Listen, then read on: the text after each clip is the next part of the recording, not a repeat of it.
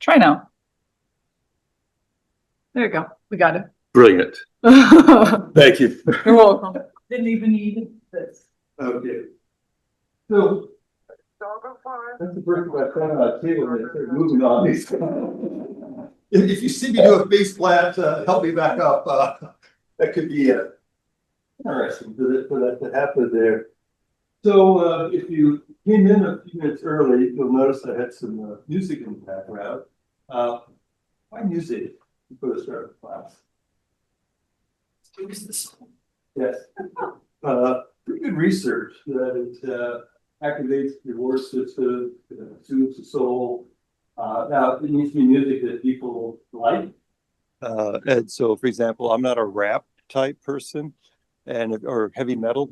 So if someone was doing heavy metal, that wouldn't soothe my soul. So I try to be selective on the music that's stuff that students will enjoy. A little bit of a philosophy on this. We'll discuss some research supported practices, but the reality is these are not the only pathways. And so I'm someone who's skeptical of intellectual imperialism, where someone says, well, there's one way to teach and it's my way or the highway. I've never believed that. I've seen a lot of people in a lot of disciplines do a lot of things. My focus is whatever a person does, what's the evidence that it works? Is it research based? Not based on simply, well, I think it works. I want to see what the evidence is for it. So an opening question, outside of the classroom, I think the typical 8. When are they motivated? And why? So we're going to have you get in groups of 2 and talk for a minute and come up with 2 ideas. And to help you out, we got a clock here. Question before we start? Okay, let's roll.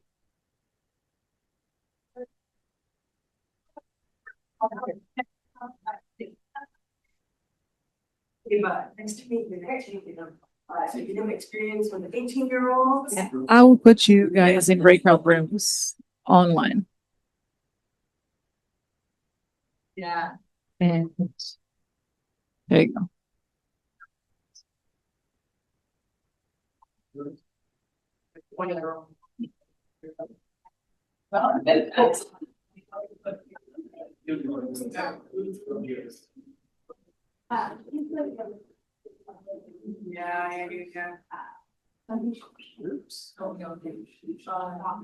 Business.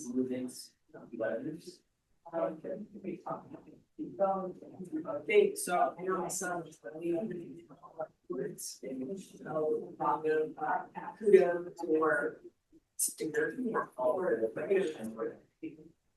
you think? We've been to meeting already or no? Right. Yeah. So there's Everybody wrap up this stuff. Okay. I will get I think those people just went into the rooms. Oh, okay. So try to move it because I don't think people. Yeah. Yes. Yeah. I would agree with you that not all of them are so. Really, there was going to like some subset. Of students that are so goal oriented. Everything.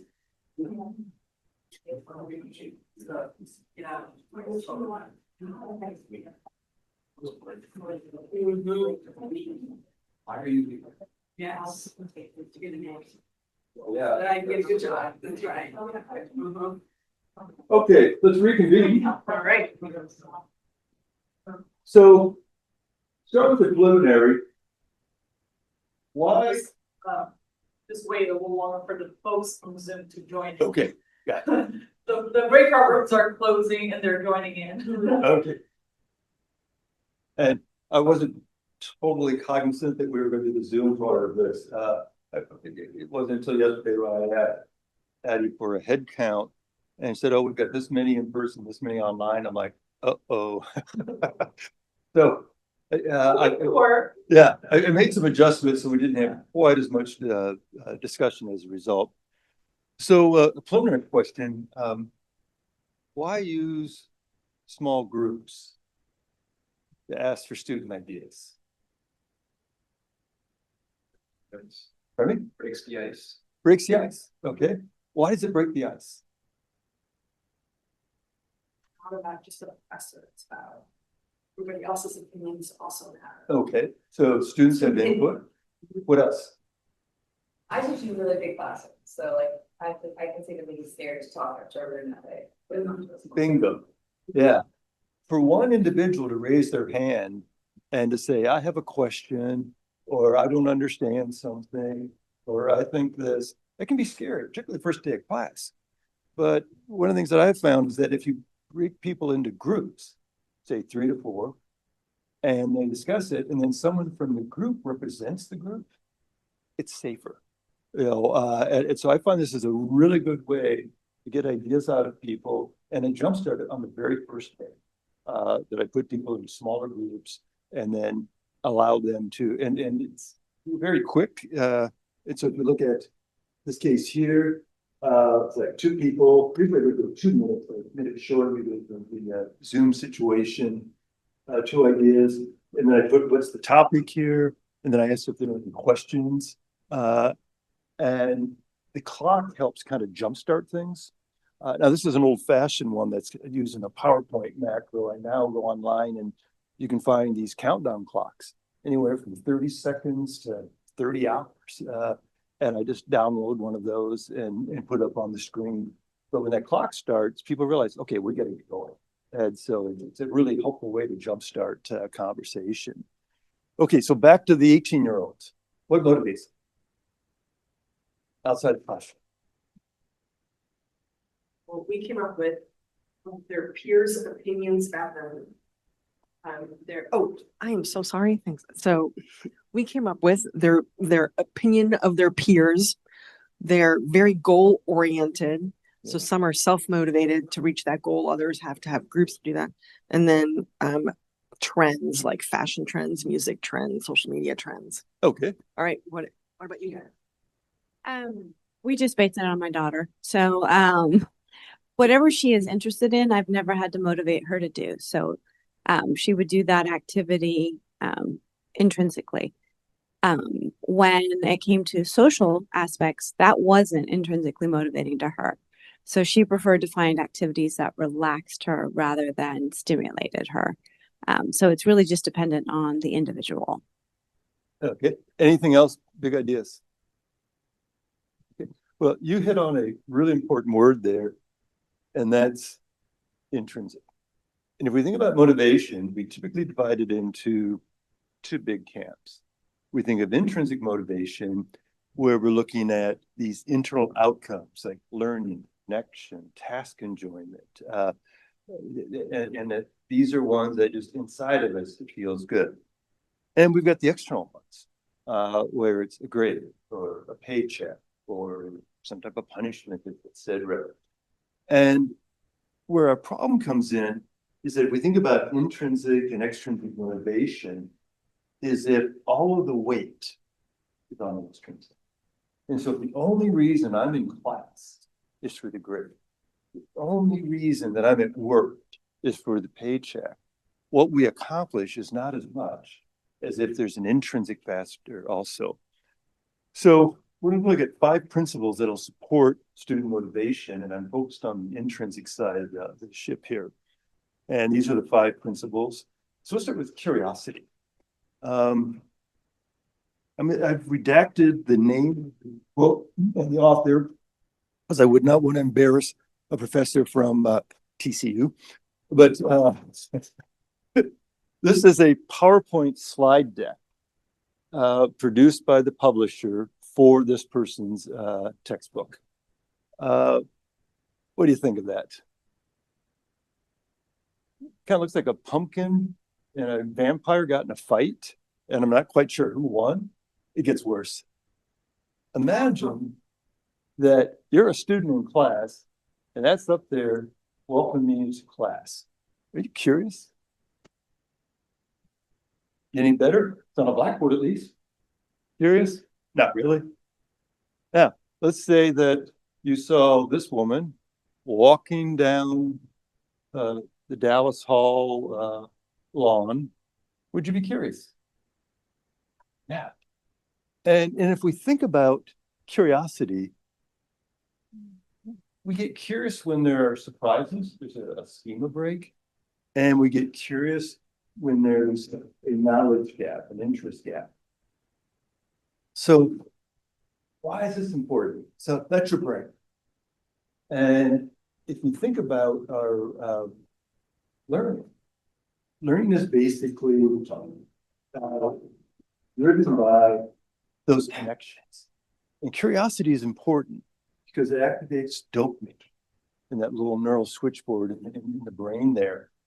And what happens is that when we have learning, those neurons fire stronger, more of them fire, and they fire together. And curiosity is one of the most potent ways I know of to activate that process. And I've got two biologists in the room, so I'll have to keep myself honest here. No, it's not true. You're just laughing at your previous slide, because that is not at all what any neuron would ever look like. Yeah, I appreciate that. So we were just saying that must be AI generated, but your point is well taken and absolutely correct. Appreciate it. Thank you. So let's think about curiosity in action here. One of the things I'd like to do is to start classes with an opening puzzle. And so I'll present some type of dilemma or some type of decision to make or some type of surprise situation. And I ask students, what do you think? So this particular puzzle here, we got 2 Fortune 500 companies and their CEOs. And the students are asked, based on the next page, if you could buy the stock of only one company, would you buy the stock in company A or company B? So they've got only this following information, and that is, there's company A, CEO, and his house, and there's company B and his house. Now, those are actually the homes of Warren Buffett and Jerry Jones. So I'm using those as prototypes rather than actual CEOs. But you ask the students this question then, ask them to vote yes or no, and then why. And they will have some very definite opinions about which one, which stock you would buy based on simply that house. So then I hear their comments. We go on for about a minute or two. I don't make any positive or negative responses. I just let them, kind of come forth. And then I go with some interesting ideas. We'll come back to that. Now, if you're in class and you've just participated in this, what's going in your mind? Which one? Yeah, you want to know. I've created a knowledge gap. I've created some curiosity here. Now, 30 minutes later, what I do next is I go through a lecture on need for power. And in need for power, there's personal power and there's social power. Social power tends to be more of a good thing in terms of you use power for the greater good. Personal power is total personal gain, and there can be a dark side to it. So that we go through that lecture, we come back to this, and I go, so let's take a look at some actual research that would show you which home would have been the wise choice. And I showed them this study from corporate governance, and it's about CEOs who have started with a new company, they've bought a home, and the researchers tracked the value of their stock over the first 36 months after they bought the home. Now, in class, we go through a lot more detail about the design of the study, et cetera. But what we do next is show them the actual results. And on this horizontal axis, this is the 36 months after they purchased the home. On this vertical axis, this is how did their stock do in relation to the S&P 500 overall. So did it basically break even with the S&P, or did they outperform the S&P, or did they underperform? The results are amazing. If you look at those who bought small homes, now this is all relative. That what you would find is that that's what the value of their stock looked like. in relation to the S&P 500, they dramatically overperform. If you looked at those who bought large homes, 10,000 or more square feet, they bought. That's what their returns were. The gap 36 months later for the small group versus the large group, nearly 50% difference. Now, students are looking at that, and first time I showed this in class, it turns out they had an analyst from Credit Suisse in the class. It was an MBA class. And he goes, Professor, we actually saw that study, and we now put that in our modeling for portfolio decisions. This is now such common knowledge, that it no longer provides a competitive advantage. If I were the researchers, I think I would have not published this and started a hedge fund. But but if you think about what's happened here, we've created this curiosity, and then we've shown with a theory here that we've talked about this personalized need for power, and then we show an example of this personal status, and that we know that with people with high need for personal power, that there's this need to have big homes, fancy cars. I have a research colleague, or a colleague over at Cox in accounting, who has studied the size of the signature of a CEO. And he has found that the bigger and the more grandiose the signature, the more problems you're going to have in terms of bad behavior. He's found that the chief financial officers need to restate earnings because of bad behavior, et cetera. Interestingly enough, there are certain politicians that are known for having very large signatures. Won't go into that.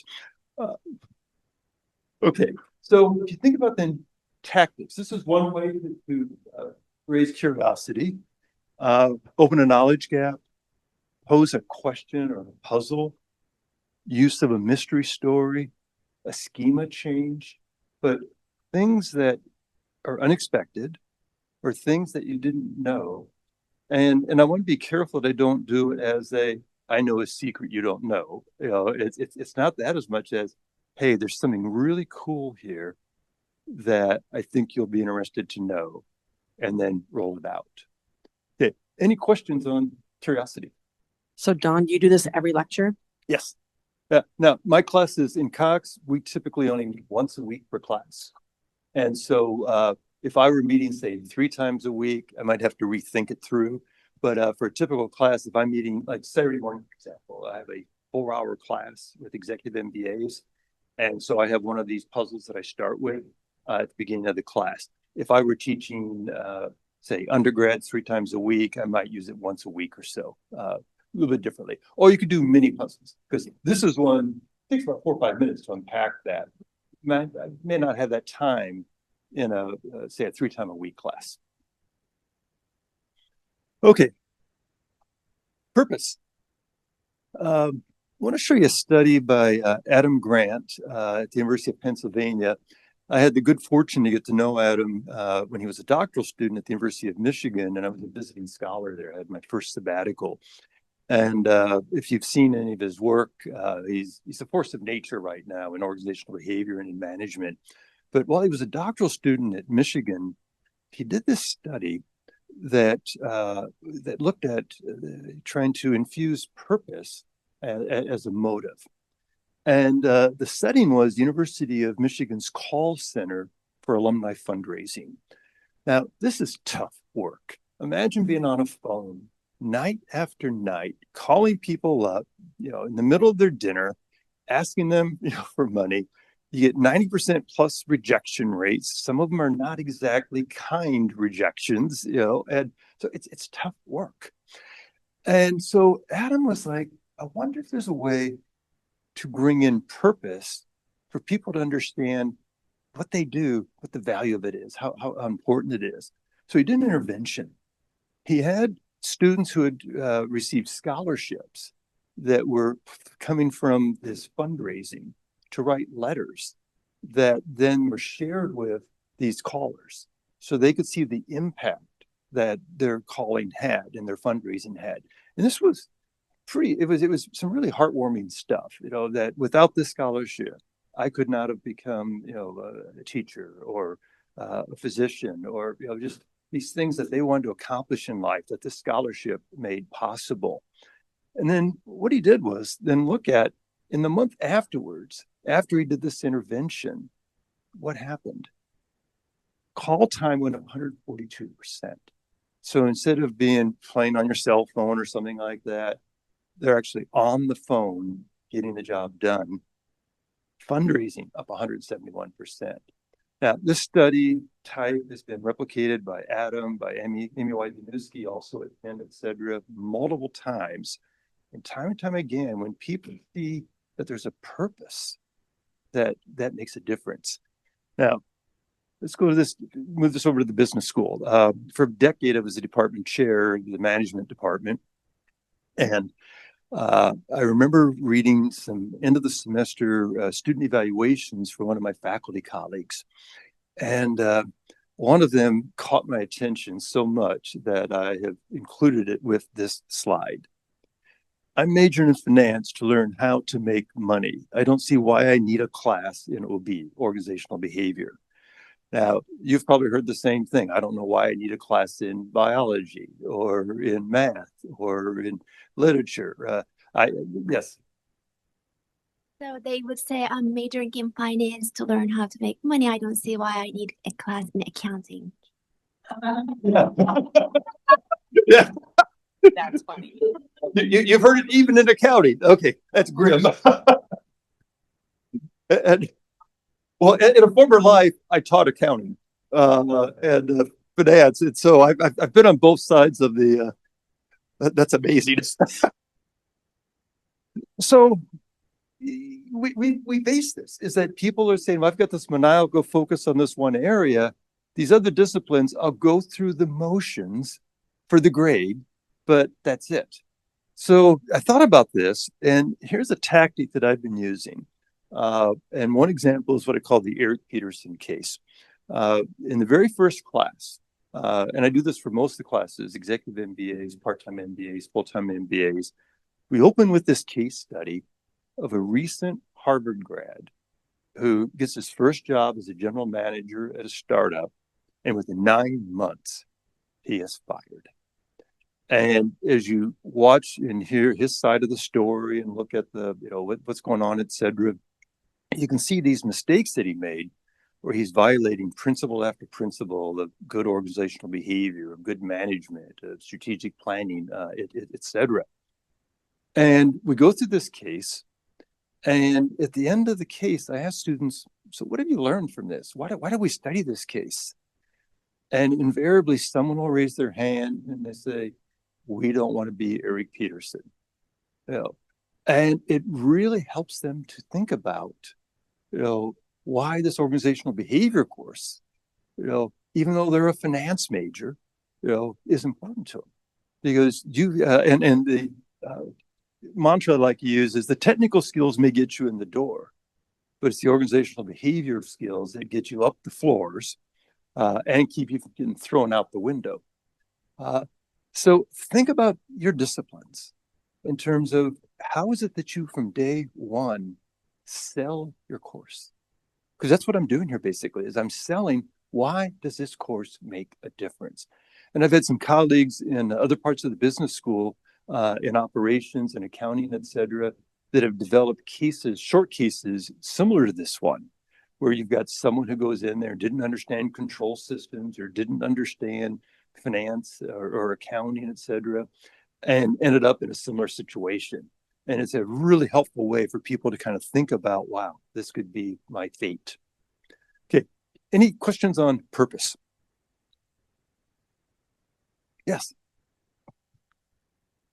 So I teach the honors writing, but I've got a mix of students who are motivated and then kind of forced to take it because it's a requirement. So, I'm constantly trying to have to sell. It seems like even though I'm intentionally going to have that in mind tomorrow, then I need to try to sell this to them. So, you have any suggestions for that kind of discipline or for that field? Okay. So a couple of ways.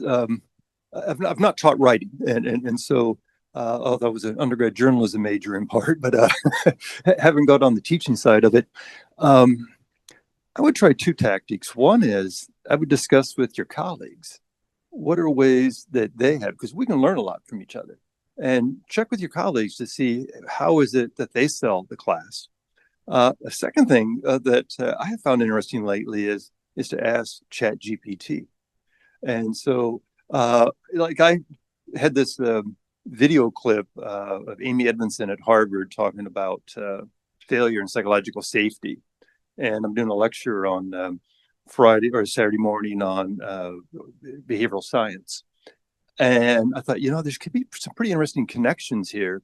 So I said, ChatGPT, here's the transcript from a video by Amy Edmondson on psychological safety and failure. And I'd like to connect this with Aubrey Daniels' book, Bringing Out the Best in People on Behavioral Science. Can you make connections for me? It was amazing. First of all, it congratulated me on asking such an interesting question. Yeah, which I thought was interesting. But then it put together an amazing little chart saying, here's what Edmondson said, here's how I would connect to Daniels. Here's what Edmondson said, here's how I would connect to Aubrey Daniels. And the problems with that people don't feel psychologically safe if they know they'll be punished when they make a mistake. So therefore, you don't innovate, you don't do risk taking and stuff like that. It was amazing. Now, did you get everything right? No. And that's the reason you need expertise to be able to curate it. But I would talk with ChatGPT, give it a description of your course. And as an undergrad, why would I want to know this? Why is it important? And have a conversation with ChatGPT and see what it says. Good. Okay, connections. I'm going to do a memory test here. So I want you to remember the following letters below. Don't write these down. This is all be in your head. Okay, ready to go?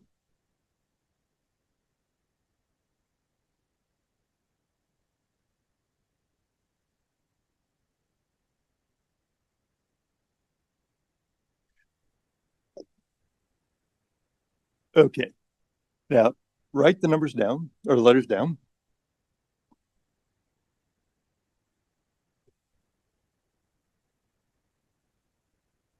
Right about your hand.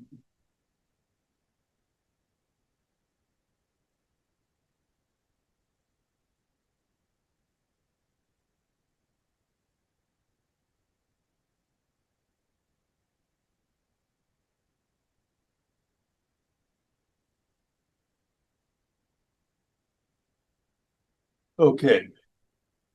How'd we do? Anyone get all of them? I did. I switched IRS and FBI. Three of them, but out of order. Okay. With the acronyms. Now, Yeah, NATO and UPS. could you remember it better if you saw that? Okay. So here's what's going on here, is that we understand and we learn things more effectively when we connect them to what we know already. And one of the problems that we have as professors is what is called the curse of knowledge. That in our minds, based on sometimes decades of school and teaching, etc., we have this expertise, and we know the code for the FBI, NATO, even though it says that. Our expertise is so deep that we can see that. The problem is this curse of knowledge is that for non-experts, what they see is that. And they don't have the expertise yet to understand what that underlying code is. Now, I actually use this as an example in class with students to explain why it's to their advantage to prepare for class. Because I say, if you come to class, and let's say we've assigned a couple chapters of background reading, when you read that, it's your first initial take. And in class, your understanding of that topic is going to be stronger because you start to understand initially the code. You won't have it totally necessarily, but you'll have enough of a background that you'll start to get a feel for it. And so what we've got to do is to take this very dense Velcro, kind of this nomological network in our head of this expertise, and find a way to connect it to this less dense expertise that our students have. So let me show you an example of that. Or first of all, someone will say, is this dumbing down? No. Think of elegance. I always like to think of Einstein. If you can't explain it simply, you don't understand it well enough. And so it's not dumbing down, but rather it's thinking, how do I elegantly connect it, accurately so, to a more concrete example? So here's an example here. Some of you that have had statistics might remember the type 1 and type 2 errors and false positives, negatives, etc. And that's abstract. And so if we look at that, let's say it's COVID status and test conclusion, etc. And for a student to look at that and try to memorize that, that's a difficult thing to do. But let's say that we're trying to focus on these false positives and false negatives of type 1 and type 2 error. And we give them this example. You're pregnant. That would be a false positive. You're not pregnant. That'd be a false negative. And so you're taking something that's very abstract and giving them a very concrete example of it. I've been known to use video clips, Dilbert cartoons, you name it, to take these very abstract ideas and find ways to make them very concrete in ways that people can connect with them. So think about how you can make things more concrete. Okay, growth mindset.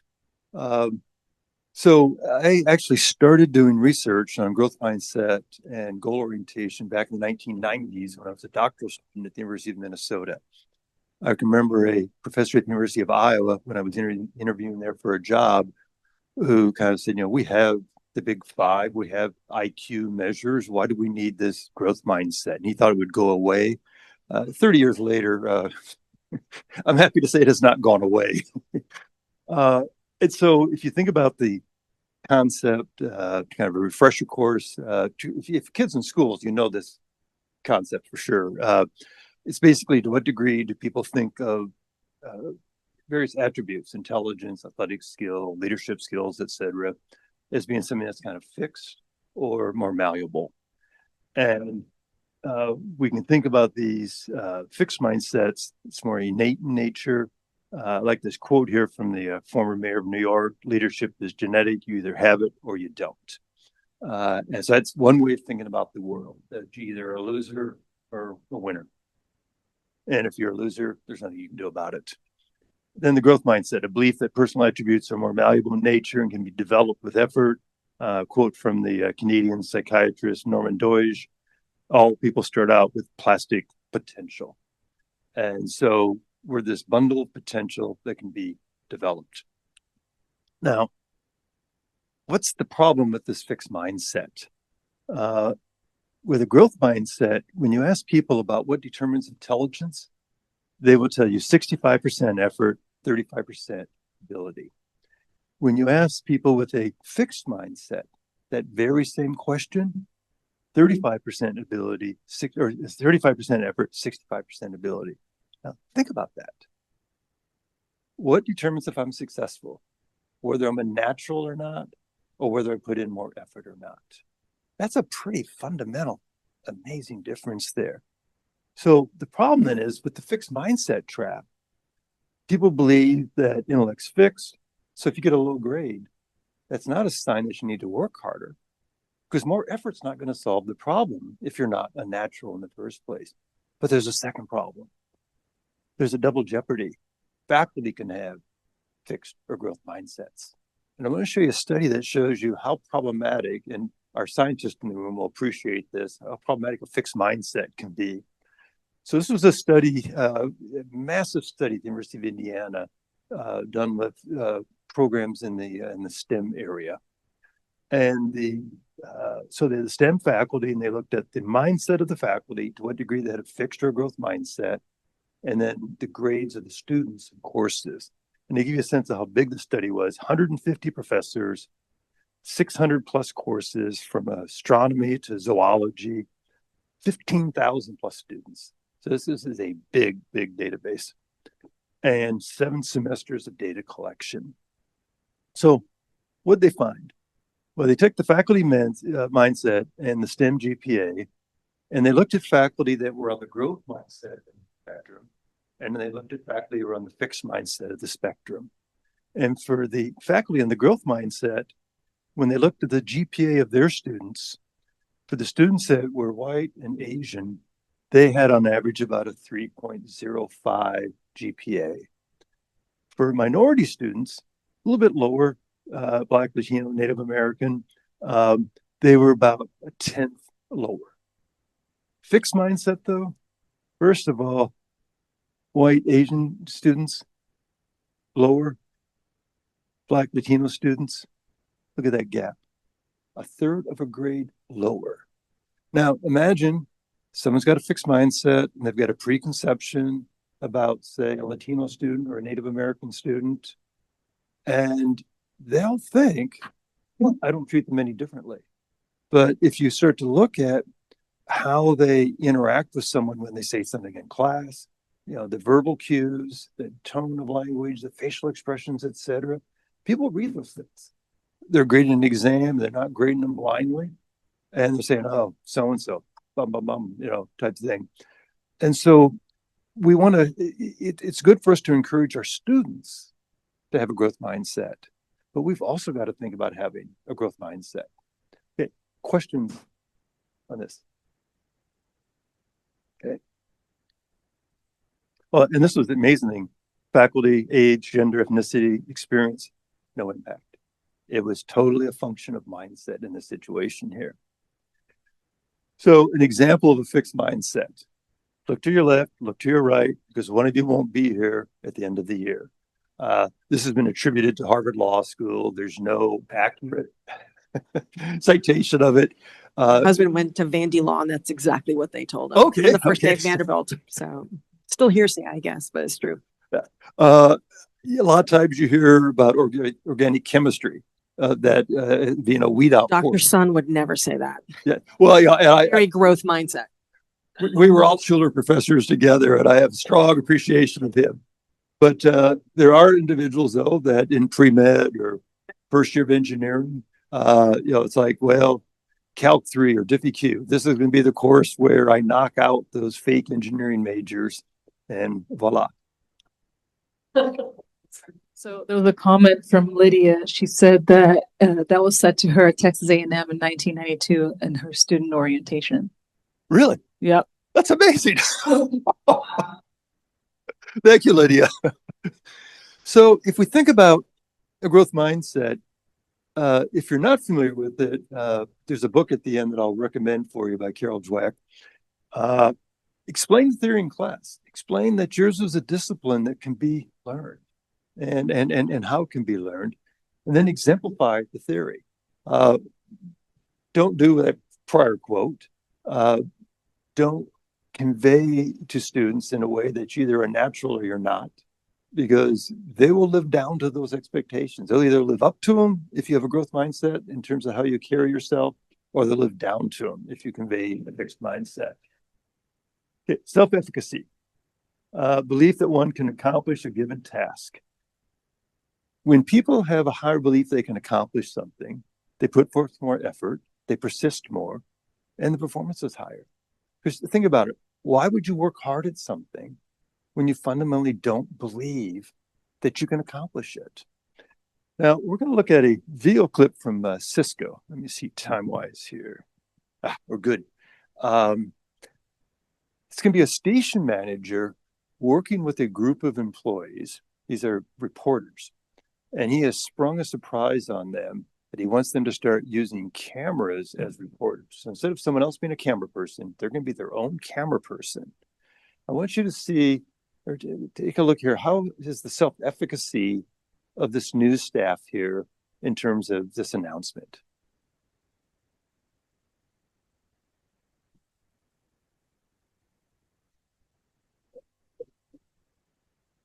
Well, stop at that point there. So before we talk about the self-efficacy aspect, what does he do at the very beginning of this? It's very savvy.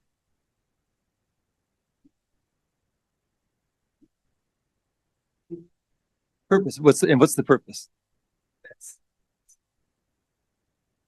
Let them. Yeah. Let the reporters tell the stories they want to tell that they have not been able to do because of Bingo. budget. Yeah. Mhm. And so he gives them a purpose for it, a motivation as to why this would actually be to your advantage to do this. And assures them there won't be any layoffs. That better be true. Now let's think about the self-efficacy. What does he do to help them enhance their belief that they can do this? I see an idea in your eyes. Yes. I think he does a good job of empowering people with okay, here's the reason why it might work for you, Okay. and kind of builds the confidence there. And then he ensures that you're here with the team. Okay. So they're not doing this by themselves. Actually they are, but they're not. Okay. So they're learning from each other. Right. Okay, which is good. What else is going on? I think firstly, the person picked the one that they know quite well, so they feel comfortable talking to Nico. Yes. There's no barrier. There's no eyes between them. Yeah. So Nicole becomes a good role model for him. Yeah, That they can see successful. What else works out here well? yeah. And they learn. The training, yeah. They actually get training on how to do it. He just doesn't throw the cameras at them and say, sink or swim. And they've developed feedback in there. And so if we think about this in a classroom situation, then do students actually know what good work looks like? One of the things that I find that's incredibly helpful on exams, or I'll go the opposite. When I was department chair, and I would see professors struggling with classes and with students, etc., that quite often when I looked at the exams, I would see a gap between what the professor had conveyed in class and what was on the actual exam. And students quite often wouldn't know, well, what does a good exam answer really look like? There's a lack of practice exams, a lack of deliberate practice. And so having examples of what good exams look like or what good projects look like, I think can be helpful.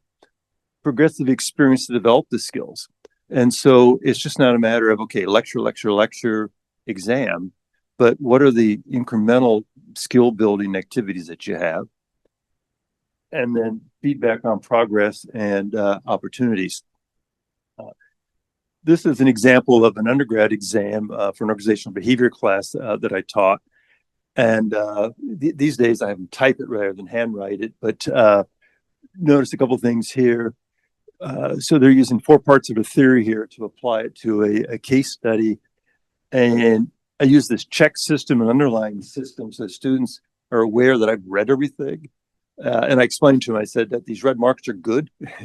I've switched to blue ink now, so it's less intimidating. But that when I see something that's particularly well written, I actually write positive comments on the side. I've had students actually look at their exam and look up and say, I've never had anyone tell me that something on my exam was actually good. They told me what was wrong, but they didn't tell me what was good. And then there'll be times like here where the student puts some dribble in here that wasn't relevant. And I'll make sure that they know, in this case, you only need to worry about the senior employees, not the junior employees. The question was about the seniors there. But when people get feedback like this, say on a midterm exam or on a quiz or something like that, they have a much better sense of what it is that looks really strong versus what isn't so strong. And probably, Gerald, in your area of writing, you're the ultimate, in terms of feedback that students can get. I can think of my composition classes as an undergrad, and it was an amazing experience, getting that weekly feedback, which I didn't get in high school, but I got as an undergrad, and it really made a difference. Now, feedback experience. Well, I just add one thing to that. Yeah, So feedback. I have been doing weekly clinical case studies, Mhm. and last year, everything was submit online through Canvas, and I spent hours writing comments. And then I would talk to students, they never ever read them, didn't bother to read them at all. So this year, I'm going back to pencil and paper and writing comments on there in hopes that maybe there is a chance of reading them. Yeah, and Ava, I'm with you on that one. I still, so the students submit their exam on Canvas, like the executive MBAs, for example, but I print them and I grade on paper and hand back graded exams to them. So they can actually see the feedback on there. There's something still about paper that, yeah, and the pen, yeah. Although I've switched to the blue pen, rather than the red pen. And I think it's more calming, particularly when you're trying to highlight both what they did, well and not so well. Yeah. Well, I'm teaching pre-med, so I need them to get used to red Okay, yeah. for blood, because right there, med. So, Yeah. want to show you a situation here. It's an undergrad course, and I had a student in class, James Orr. This class was, I'll back up for a second. So I was teaching this undergrad leadership class in 2003. Had an undergrad student, James Orr. James was a really sharp guy. He was a Cox major and a engineering major, also a top-notch football player.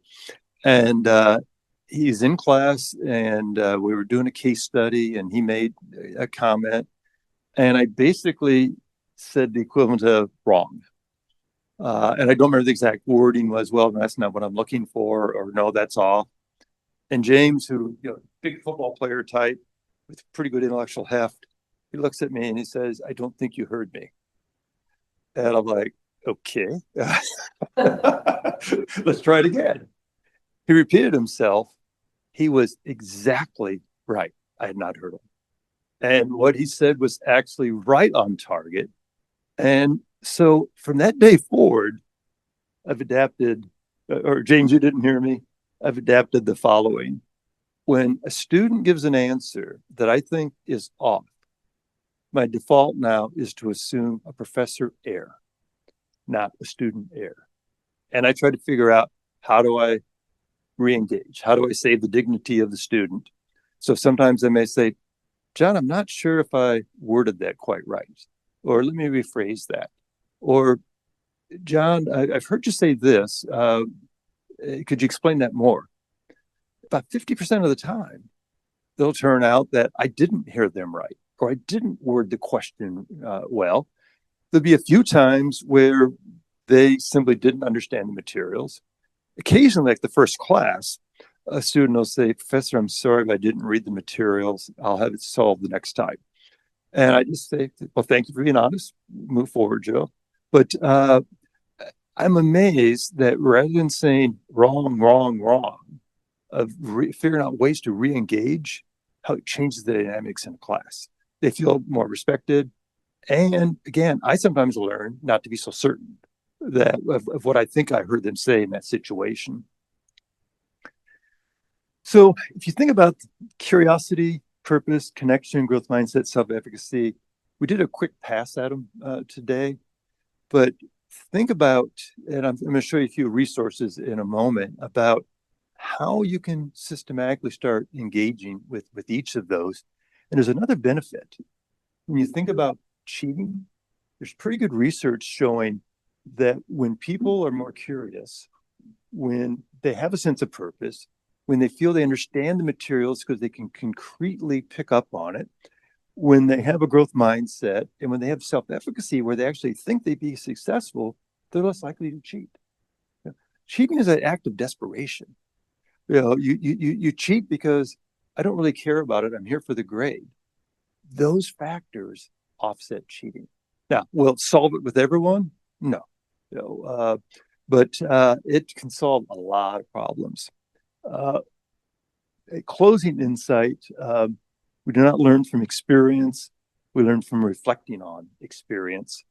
And I want to show you something that I've found incredibly helpful. After every class I teach, I spend about 15 minutes writing down notes about how that class experience went. Now, I used to do it back in the 1990s when it was overhead transparencies. I would have a folder for every class, and I would handwrite some notes and put it in the folder. Now in the PowerPoint age, what I do is type in notes. So there's an example from some notes for September 11, 2021, class on behavioral science. Type that all in after class about how did the timing go? Were there examples that worked and didn't work, etc. You'd be amazed a year later when you're teaching that same class again and you've got those notes, how much better things are. Yeah. Now, sometimes I'll make the corrections in real time. I'll make those notes and I'll make some corrections within it there. But if you don't do this, how do you improve? You know, and I find this is a lot better than waiting until end of the semester feedback. Do things in real time. Some resources. This idea of curiosity and the abstract and the concrete. This book by Dan and Chip Heath, Made to Stick. It's absolutely amazing.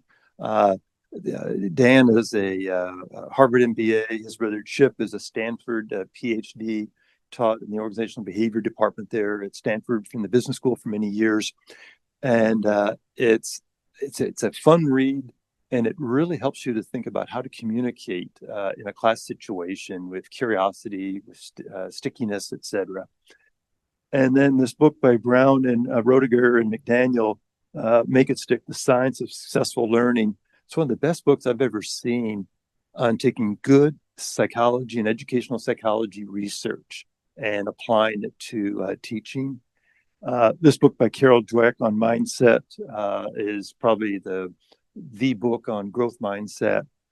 And then David Yeager, who was here a couple of weeks ago, this book 10 to 25. We're actually, for the executive MBA program, we have a new book club that we started this fall. That's going to be our first book that we're reading for it. So we got a bunch of 50-year-olds, because these guys graduated, a lot of them 15, 20 years ago. They're going to be reading this book. This is amazing.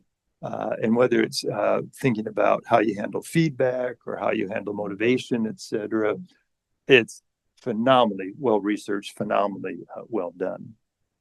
And ran over. Sorry. Oh, we started 3 minutes late. Questions to wrap up?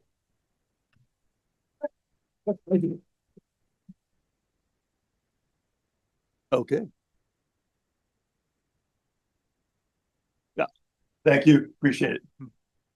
Thank you so much, John. One of the comments from Zoom that Marcel said, I like this mistake. I like this mistake because it allows me to make it more clear. Let's look at how you got there. Yeah. Oh, for sure. Yeah. Yes. Oh, that's wonderful. Yeah. Absolutely wonderful. Yeah. But I'm even careful. So initially, I'm not going to assume it's a mistake. Yeah. Initially, I'm going to go, okay, I'm not sure if I understand that. How did you get there? Yeah. So I wouldn't call it a mistake at first. Yeah. But then let's say that we do identify it as a mistake.